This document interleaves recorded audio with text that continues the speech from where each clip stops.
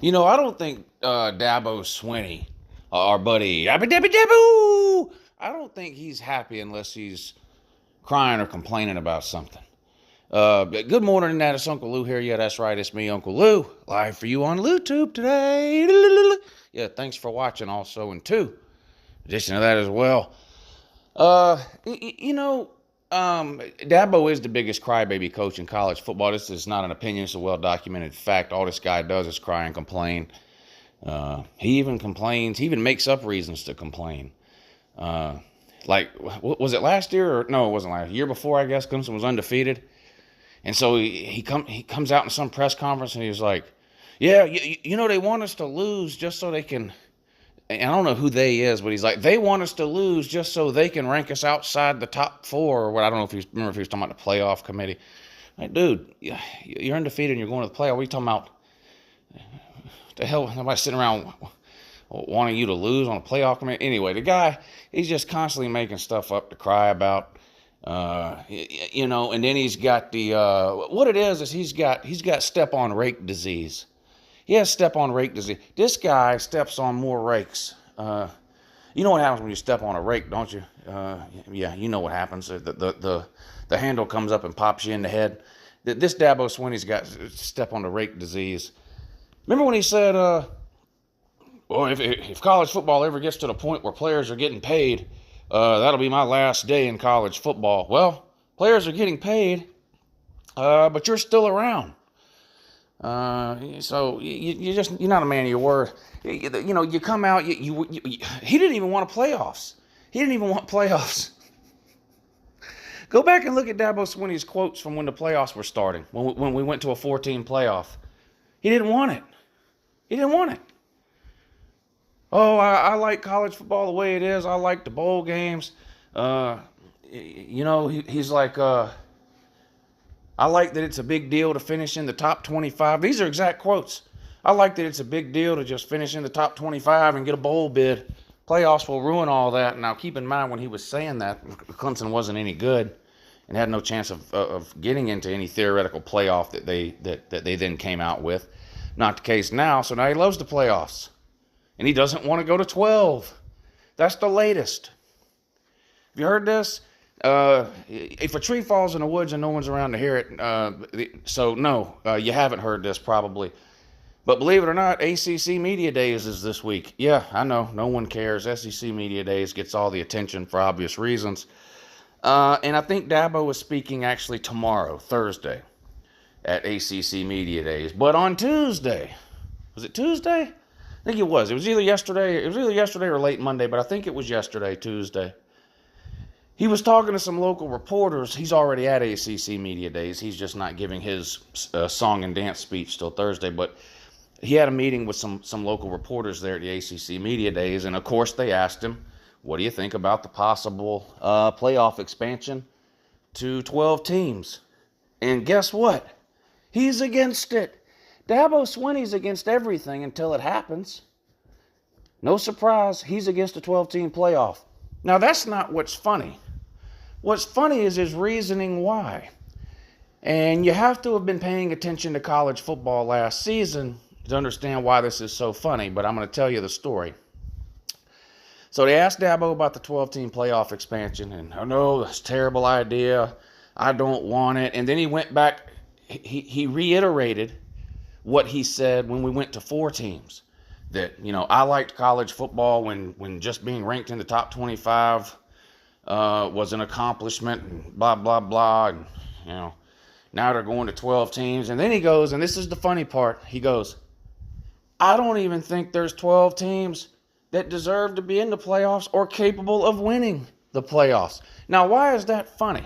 It's not funny in and of itself because I've heard from a lot of people who say there's not 12 teams that can win a national title. I mean, realistically, there's only one team every year good enough to win a national title, and that's the team that wins the national title. But I get the point. The point is, if you can't, at the end of the season, if you can't pick out 3, 4, 5 teams that are clearly the best, you haven't been paying attention. So I get that point. But why this is particularly funny? Why is this so funny that Dabo comes out and says, I don't think there's 12 teams good enough to win a national title? Why is that so funny? Well, It's funny because Clemson made the playoffs last year and played Ohio State in the first round and got the absolute doo-doo beat out of them. If you remember, Ohio State and Justin Fields absolutely destroyed the Taters in round one of that playoff game. And do you remember where Dabo Swinney had Ohio State ranked heading into that game in his poll, which he released publicly? He didn't try to hide it. He was proud of it. He had Ohio State ranked 11th. 11th. Dabo Swinney had Ohio State ranked 11th after conference championship Saturday last year. That's pretty close to 12, Dabo. And that 11th ranked team showed up and drug you like a dead body up and down the field. Absolutely humiliated you. Honestly, it was a C- performance. C-. Clemson's a C- program. Dabo's a C- coach and individual. Clemson's team this year, shit, they might, C- might be being a little too generous, but I'm going to go ahead, I'll give them a C- for this year. You know, coaches are known for looking for any possible way to motivate their team, and so I get it. Anytime you see any quote from any reporter or a player from an opposing team or whatever that you can use, you know, to show your team, oh, look at this, they're disrespecting us, whatever.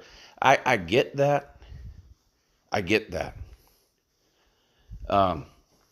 But Dabo takes this to a whole new level. He just, these Dabo press conferences, you know, I have a lot of fun with Dan Mullen in the SEC, and don't get it twisted, the guy's a clown of biblical proportions. Dabo Swinney is the ACC's version of Dan Mullen, at least when it comes to these press conferences. It just seems like this guy cannot help putting his foot in his mouth. He must like the way his foot tastes. He has to like the way his foot tastes. What are you doing, Dabo? Chewing on your own toenails? That's disgusting, sir. That's disgusting, sir. Literally, every time this guy opens his mouth, he's gagging on his own foot. Step on rake disease. You stepped on a rake, Dabo. I don't think 12 teams. No, I won't need that. There ain't 12 teams. Well, according to you, the 11th best team beat the bejesus out of you last year in the playoffs. You got a lot of nerve coming out 6 months later and saying that 12 teams don't have a, you know, there's not 12 good teams or whatever however you worded it. You got a lot of nerve coming out and saying that. I guess that means the Tater got absolutely destroyed by a team that had no business being in the playoffs. What does that say about Clemson? If you make the playoffs and then get destroyed by a team that your coach says is nowhere near good enough or deserving to be in the playoffs, what does that say about you? What does that say about your team? Yabba dabba daboo! What's that say about you, buddy? Your head is all knotted up. Your head is all knotted up, welts, goose eggs. You don't just step on that rake, you stomp on it. You stomp on that rake. Every single time you open your mouth. It's like one of those fields in, I don't know, Korea or Vietnam or whatever, when they used to plant all these landmines everywhere. It's like Dabo's just running willy-nilly through a minefield, but instead of mines, it's rakes. And every step he takes is on the teeth of a rake, and the handle is popping up and knotting his ass up. His head is full of welts. Step on rake disease. Foot in mouth disease. Too. Dabo. Thank God. Thank God Clemson plays Georgia week 1 this year. Georgia can go up there, dismantle the Taters, absolutely destroy them. It's going to be a massacre.